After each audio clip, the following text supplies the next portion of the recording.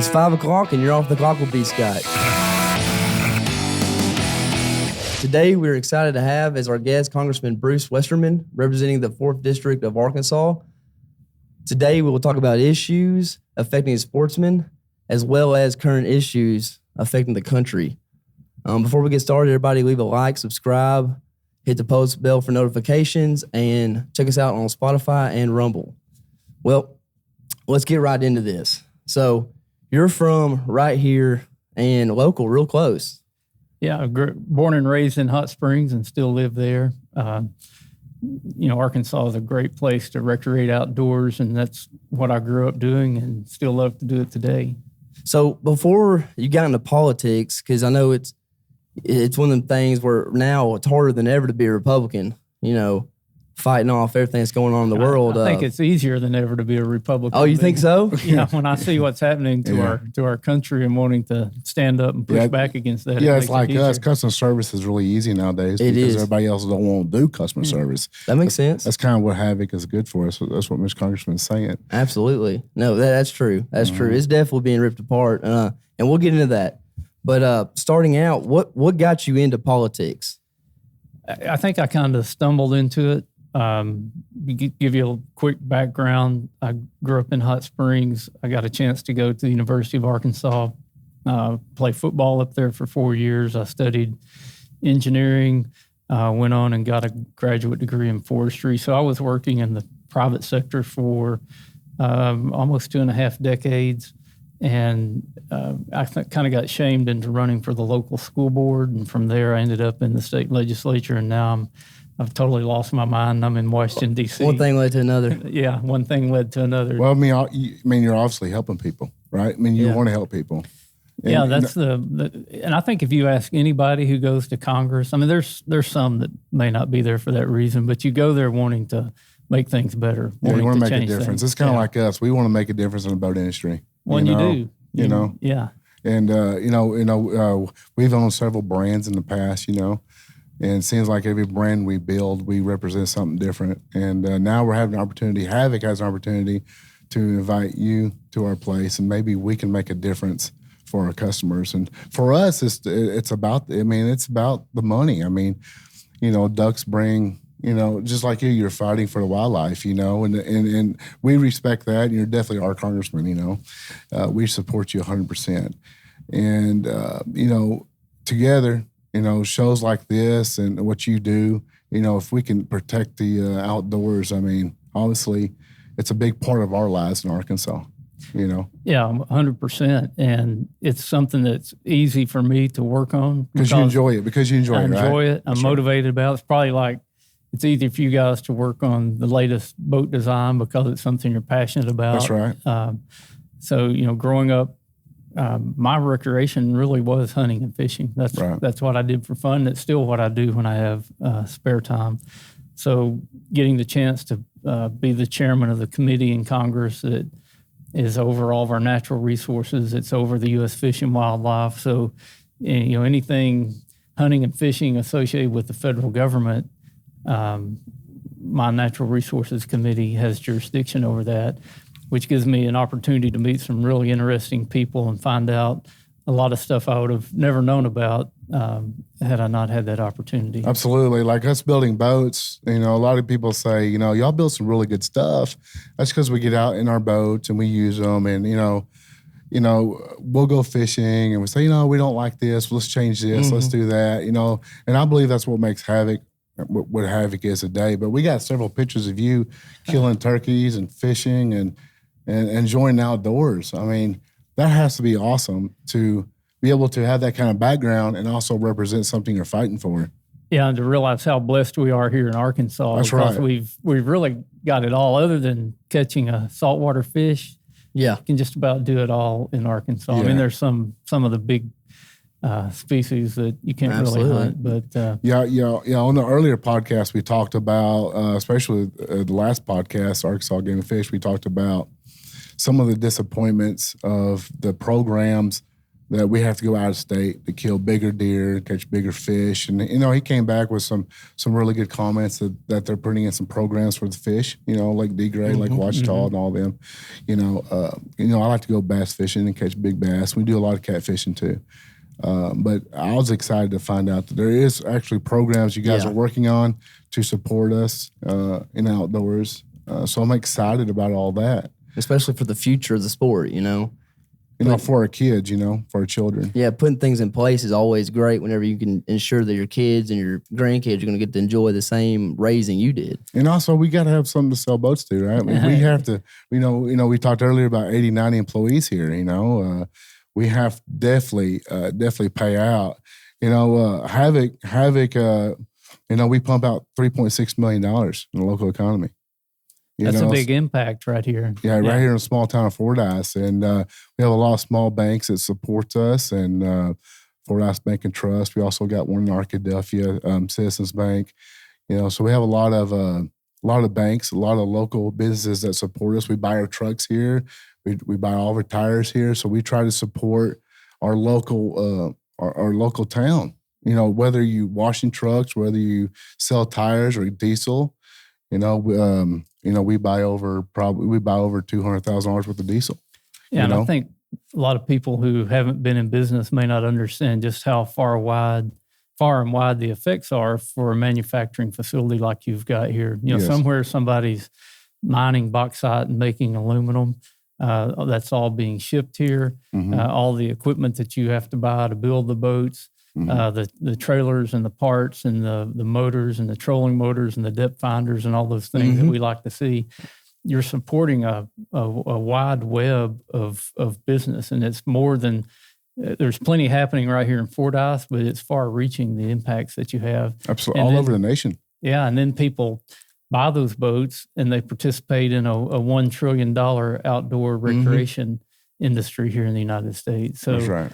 When they stop at the local gas station and buy their honey buns and gasoline to go to the lake, part of that's because they got that boat and they're using it.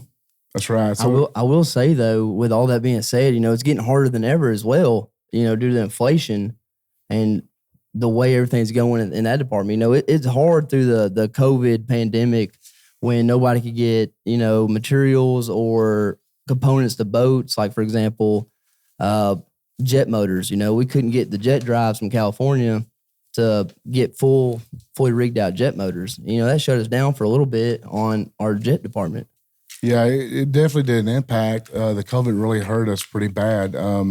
Fortunately, we Havoc builds one style of a boat, so we didn't have a lot of parts that we were missing. So it allowed us to operate fairly well. But the impact of all that, that's what we're trying to explain. What you do, what you fight for every day.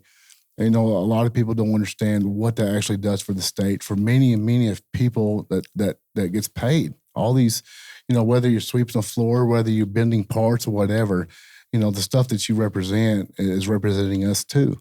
And you've got to have a place to use that boat. That's right. You've got to have access, and that's one of the things that I find I have to stand up for more than anything else. And my job is to make sure that the public has access to public lands. There's a thought in our country by some people that all these public lands should be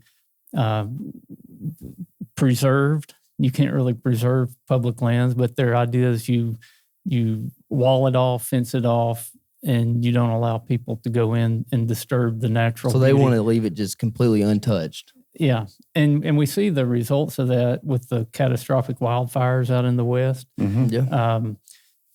where we've had policies where we go in and put out the natural fire that will clean the forest up if you don't let it get too big. You put those out, say we're not going to cut a tree, we're not going to touch this land. Well, eventually you get a fire that you can't control. And there's an attack on hunting and fishing. Fish and Wildlife has put a rule out on not using lead ammunition or lead fishing weights on fish and wildlife refuges. And why exactly do they do that? I think it's an end around to stop hunting and fishing, and it's also going after the Second Amendment. If you can restrict the access to ammo, if you can make it more expensive, then that's a way to nibble around the edges at the Second Amendment. Well, what do you think their next step to that move is? Their ultimate goal would be to make every firearm license, restrict firearm ownership. All this stuff that sounds like a bad dream, that there's people out there that are really pushing that. You get the animal rights people that don't want you, don't understand the benefits of hunting and what true conservation is. There's really people in the world that would like to shut down what we think of as recreation and a good thing that's good for young people to participate in. And it also is being a good steward of what God's given us by, taking care of what we've got. And if you try to interrupt that cycle and you don't do any kind of management, you don't let people hunt, you don't let them fish, then things are going to get out of kilter, and it's not going to be good for anybody when that happens. Absolutely, because everything has to be managed, whether it's wildlife or fish or, so I get all that. So the Hearing Protection Act, could you explain that? I mean, we did some research on you, and you stand for some really good, really good programs that you're fighting for. Could you explain a little bit what's going on with the Hearing Protection Act? Well, this is getting to the use of suppressors and being able to use them. A lot of people think a suppressor is a silencer that you can fire a rifle and it's not going to make any sound. But this is really for hearing protection, so that young people will be more apt to get into the shooting sports. And this is a bill that would basically legalize suppressors and take all the restrictions off of them. If you've tried to order a suppressor, it can take months and months and months Absolutely to get the approval to actually get the suppressor. Right. I can actually talk about this a little bit, because I just recently went to a hearing test, my first one. I turned 45, by the way. I got my reading glasses, and I went to an ear doctor. First step of getting old, right? Well, I actually went to the doctor, and I took this test, and my right ear is not as good as my left ear, and I'm left-handed. And I assume that's from a muzzle blast. I've been shooting guns my whole life. And when I was younger, I just did not wear earplugs, and it makes sense. It's an advantage sometimes, because when I don't want to listen to my wife, I just turn the ear, But if you're watching this, baby, I love you. But I've got to where, when I duck hunt anymore, I wear earplugs when I'm duck hunting. It's so loud. Yeah, and especially just out shooting. And I've always been pretty good at wearing a hearing protection when target shooting. Yeah, but when did you start that? I mean, if you're like every other man out there, you really don't start paying attention to that little stuff until you get a little older, right? Yeah. Yeah. Well, I love to turkey hunt. Yeah. Being able to hear well is an important part of turkey hunting. So I've always tried to protect my hearing for turkey hunting. But I haven't been as strict about that as I should be. That's right. And when you slip up, once you lose hearing, you don't get it back. That's it. It's gone. Yeah. Yeah. So on another subject, I mean, I'm glad you're fighting for that. I'm glad. I hope you have good success with that. We're gonna move pretty quickly, because we unfortunately, I think we can. I feel like we can talk to you for about 2 hours, but this is the stuff I love to talk about. Yeah, absolutely. I know we could talk for hours, but somebody told us we don't have that much time. No, we're cut short for sure. Let's talk about the CIP. Let's talk about the and that's something we were going to ask when we talked to the Game of Fish that we just didn't get to. But a lot of people are wondering about the CIP. Yeah. So there are a lot of programs in Congress to incentivize conservation, and a lot of that's federal money that flows through state agencies. I'm actually working on a new program, or a new legislation, that's called the American Wildlife Habitat Conservation Act. And I think this would be great for Arkansas and for all states. But every state has something called their State Wildlife Action Plan. So the Arkansas Game and Fish Commission has a State Wildlife Action Plan. And this would allow Arkansas Game and Fish and the Arkansas Forestry Commission to go onto federal lands like the Ouachita National Forest where I live, or Ozark National Forest, or the different fish and wildlife refuges, and do the management, because the federal agencies oftentimes aren't getting the management done. And you know the old baseball movie where they said, if you build it, they will come. That's right. Literally, if you build... What's that, Field of Dreams? Is that what that is? Field of Dreams. Yeah. Well, we've got a Field of Dreams here in Arkansas and all across the country on our federal lands. It's just not managed properly. And if we could get the proper management in there for wildlife, the wildlife would come. And there's great examples where they've tried that. You can go over by Waldron, which is in my district, and they did a project to create habitat for the red cockaded woodpecker.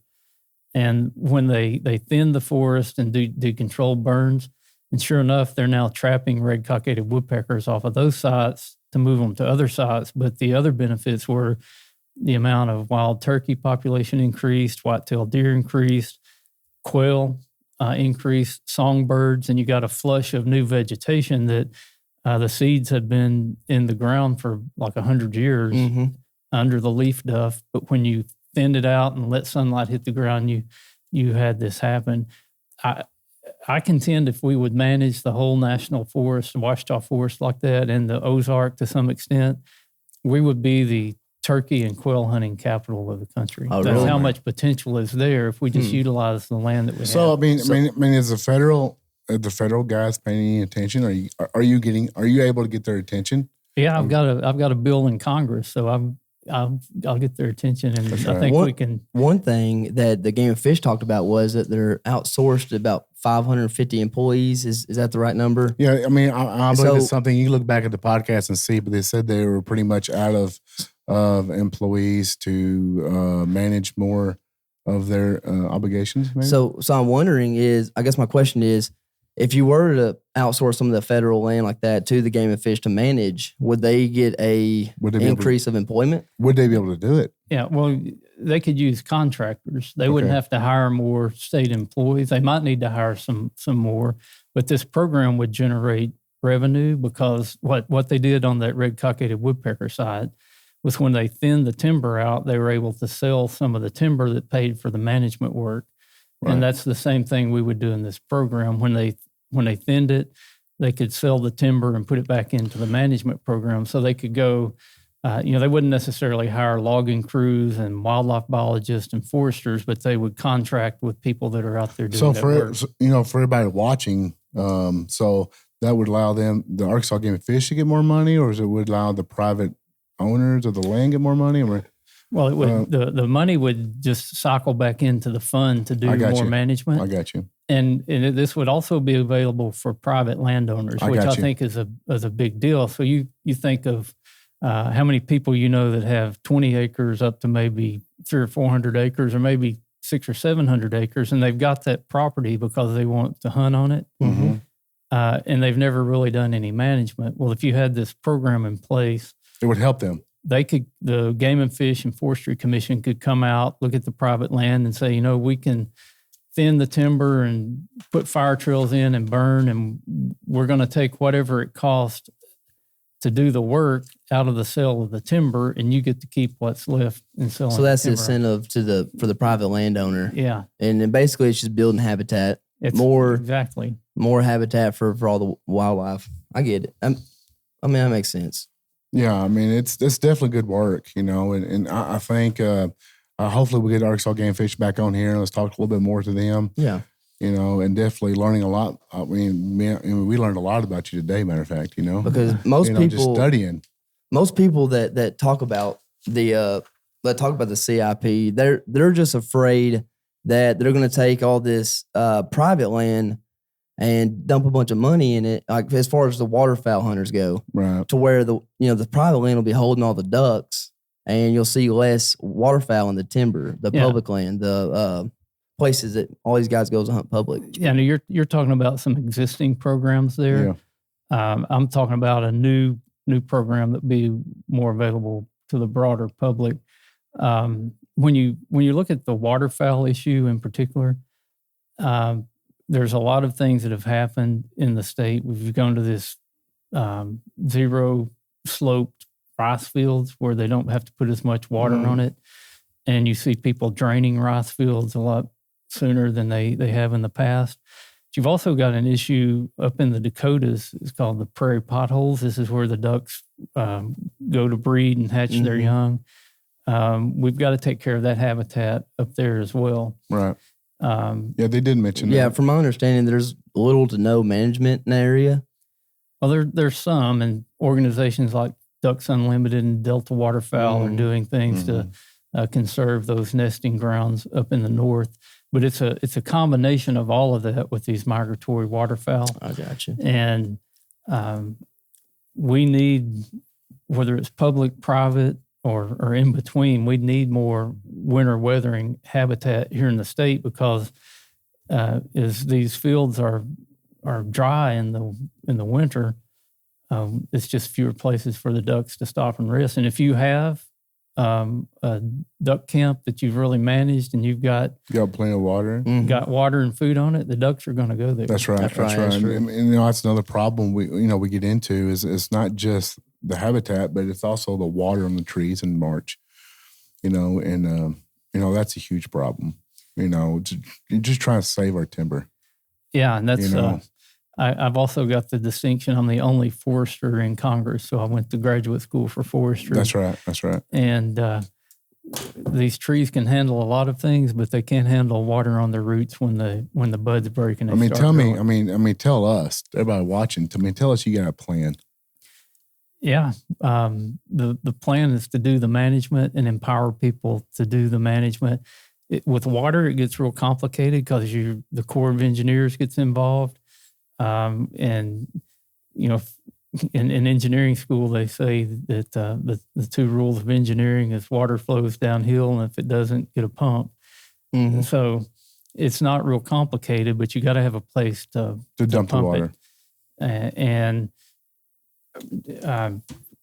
writer for the Arkansas Democrat Gazette had a story a while back talking about on the White River how the trout fishermen upstream want to keep the flows at a certain level, which may not be conducive downstream to keep getting the water levels low enough so that you can get the water off of the green timber. There's a big balancing act, especially when you're talking about water. But we know that these green tree reservoirs need more infrastructure. They need to have better gates on them and better pumping systems. But it also will get into a management scenario where you've got to work with the Corps to have a place to put the water when it's time to take it out. And like right now, it's raining. You get natural flooding. It is. Yeah, it's been raining for the last 4 or 5 days. It's been raining 4 or 5 days. And where was that in November? I know it. I hear you. But now it's time to act. Now it's time to get the water off the trees. Yeah. And I think that's, I think that's the biggest concern or biggest, what I've hearing the last few podcasts and the more people we talk to, honestly, that's the problem. You know, and it's sad that, everybody has taxpayers' money and all this money dumped in these programs and we're still guessing.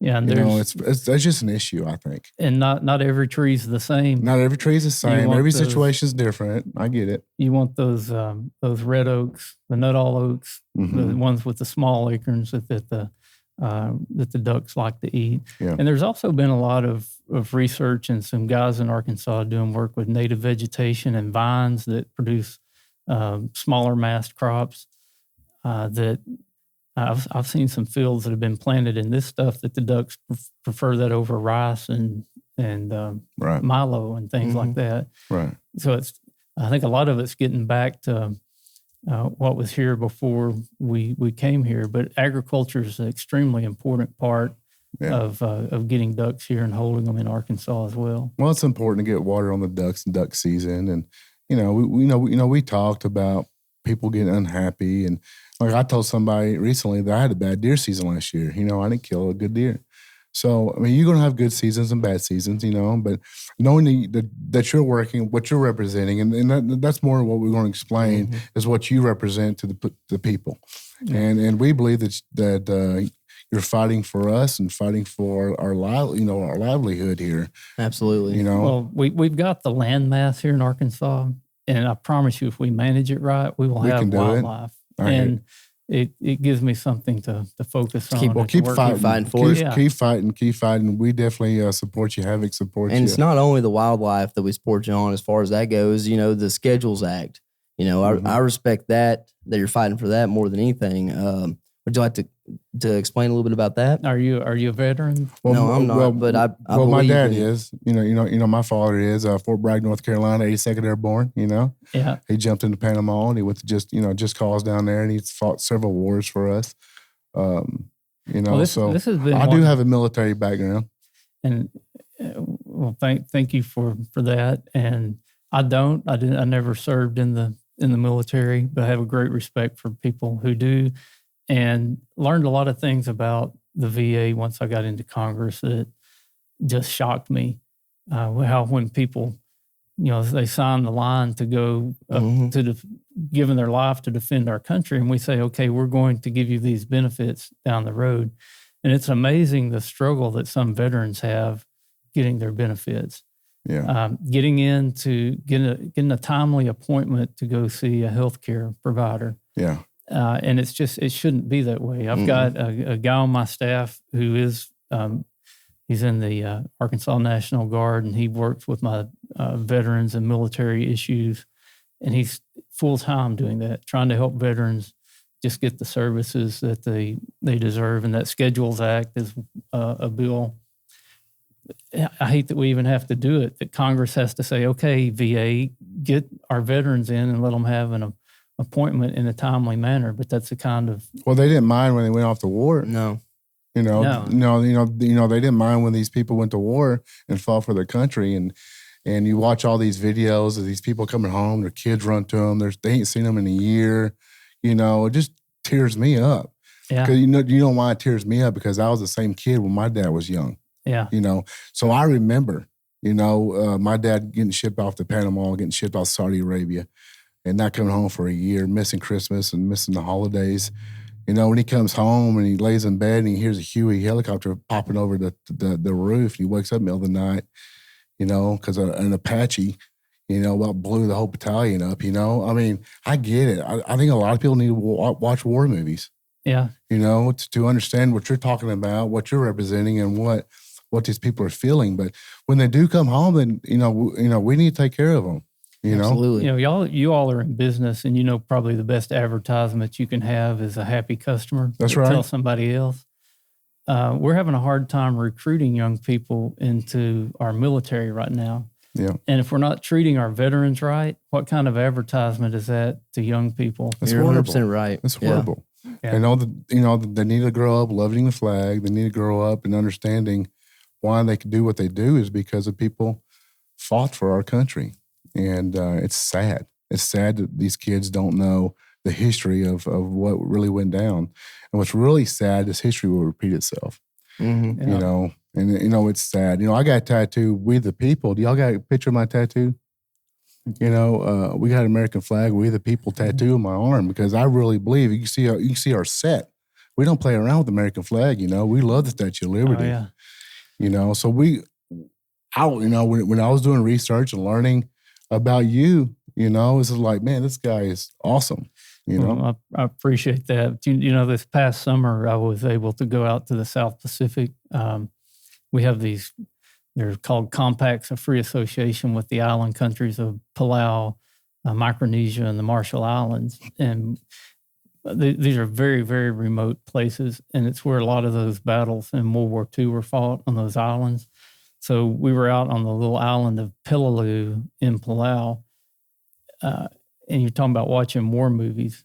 The invasion of Peleliu and the Marines that came on shore there was one battle where 8 people won the Medal of Honor. Wow. Think about that. And 4 of them lived and 4 of them were killed in battle there. And it really brought it home to be that far away and think about those guys on those boats being told to storm that beach and go in there. And I know it. Can't imagine. Yeah. And all that was given for our country, it just, you put a lump in your throat reading the little plaque there that. I was just about to say that. I mean, don't you tear up whenever you read stuff like that? A man of your age and what you represent, that really hits you home, because because, look at what we get to do every day. Yeah. We're sitting here having this great podcast, enjoying ourselves, and there's going to be some people judging us and some people's not. Mhm. But, somebody out there is fighting for our rights. And it's so important to make sure our young kids Well, the children, American dream is still there. the American dream, our American dream, mean, our American, please go back and watch our podcast. We're living the American dream. I didn't go to college and do this. I was a blue collar worker. Grandpa got me a job, and I had a dream one day to do something. And look at you now, and bring my son into something. building the boats everybody's envious of. Well, because you said it earlier. I was surprised you said it. You're one of my biggest fans for sure, because I learned so much about you today. But you said it's not a job; it's a passion.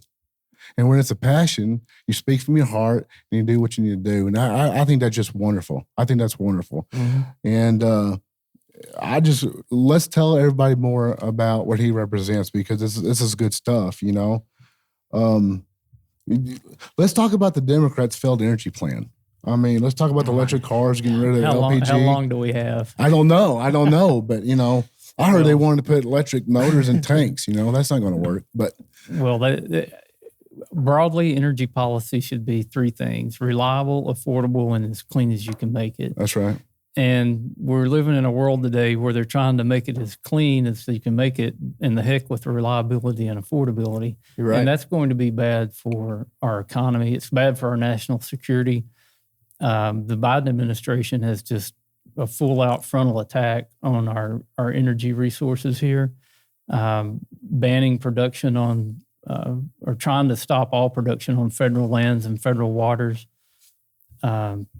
This is stuff that falls under my committee jurisdiction. We passed a bill called H.R.1, which we said this is the most important bill for Congress. This Congress that largely came through the Resources Committee and was focused on producing more of our natural gas, because everybody in the world wants to buy our natural gas, being able to build export facilities. And just recently, Biden came out and said we're going to ban LNG exports, which makes no sense.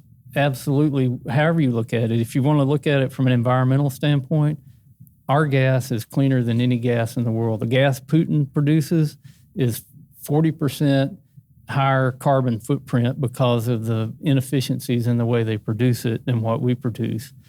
From an economic standpoint, this is a huge economic boon to our country to be able to export natural gas. From a national security standpoint, our allies desperately want our gas. If we're not selling gas on the world market, then Putin's stepping in and selling gas.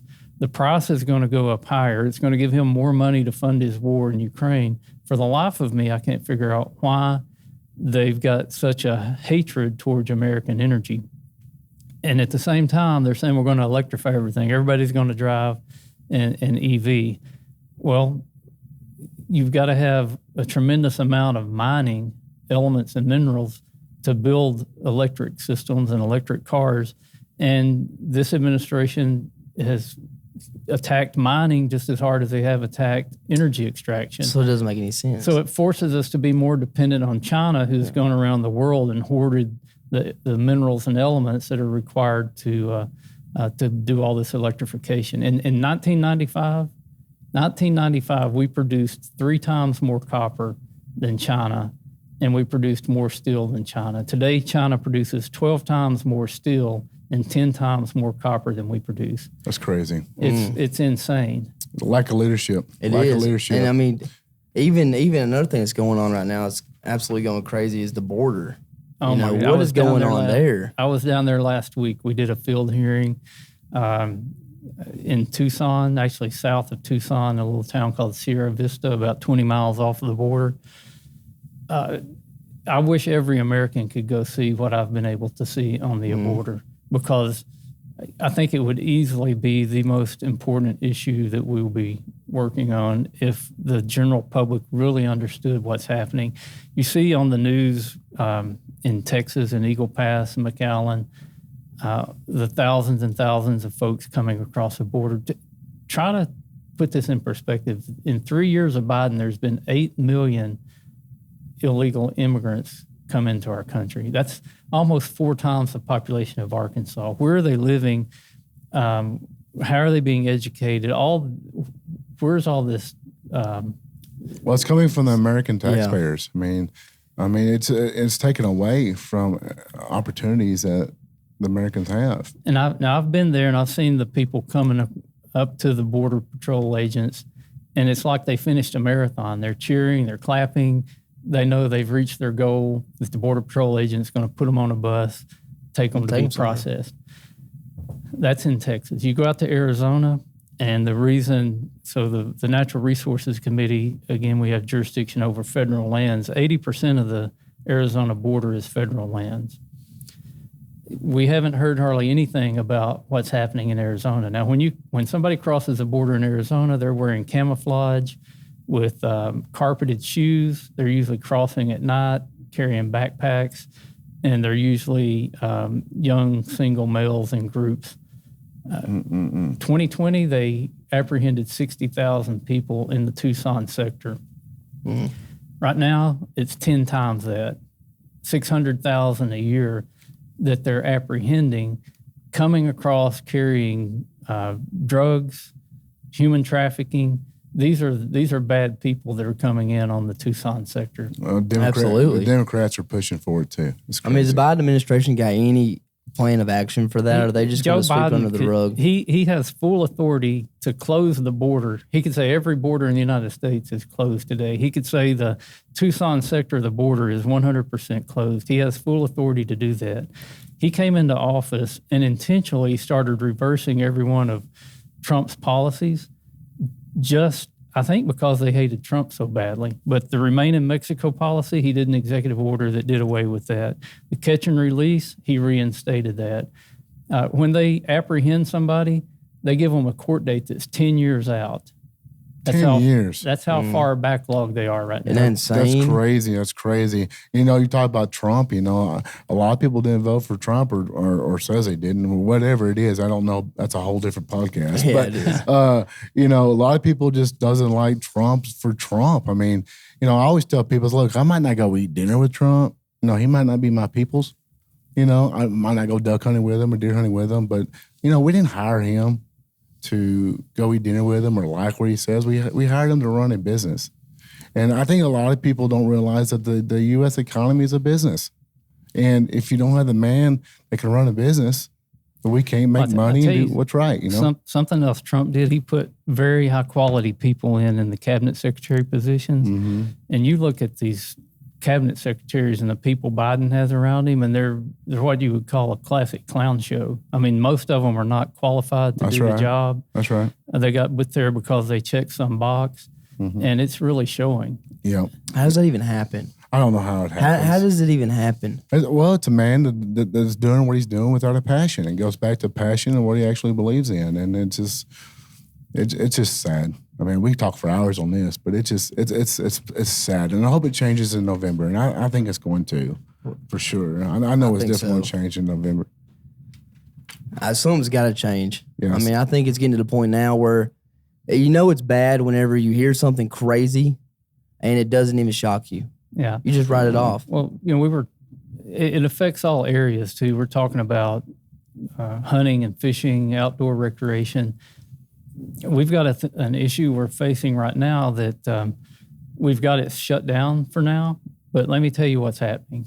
The New York Stock Exchange and the Securities and Exchange Commission tried to put a rule forward that would allow these companies called natural asset companies to raise money and be traded on the New York Stock Exchange. Now, they're working in cahoots with the Biden administration. And what they would do is buy a, quote, conservation lease. It sounds like a good thing from the federal government, but it would be an easement or a lease on federal lands that would allow these natural asset companies to go totally lock them down for 100 years or however long the lease is. They could stop all hunting. They could stop fishing. They would definitely stop any kind of oil and gas extraction or any kind of mining on these federal lands.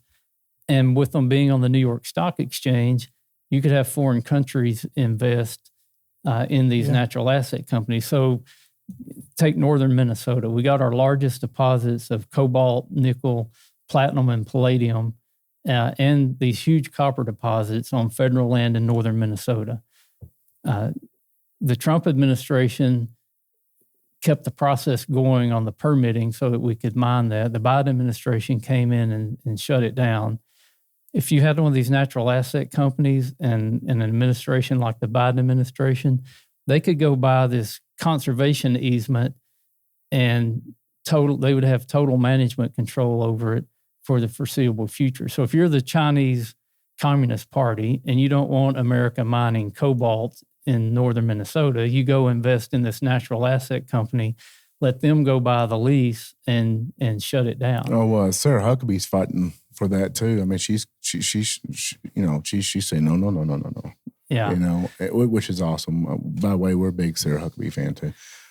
She likes to hunt and fish too. She does. She does. Any way you can help us get her on this show? I mean, we would love to talk to her. I would think she'd be knocking the door down to come be on your show. I don't know. I mean, I think we reached out to her, but man, I would just like to meet her. I've never met her. Absolutely. And I think it's awesome to meet her. I'll put a good word in for you. I appreciate you. Well, I think this wraps up our time for today. Thank you for coming. I'm glad you made it. It's a pleasure for sure. I wish we could talk longer. I do too.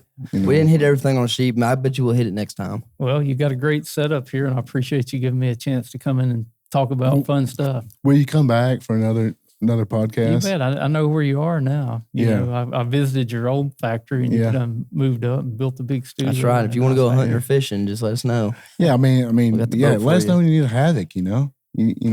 Just call us up. Hey, Tim, I need a Havoc, or call Beast Guide up. Or, hey, we got you.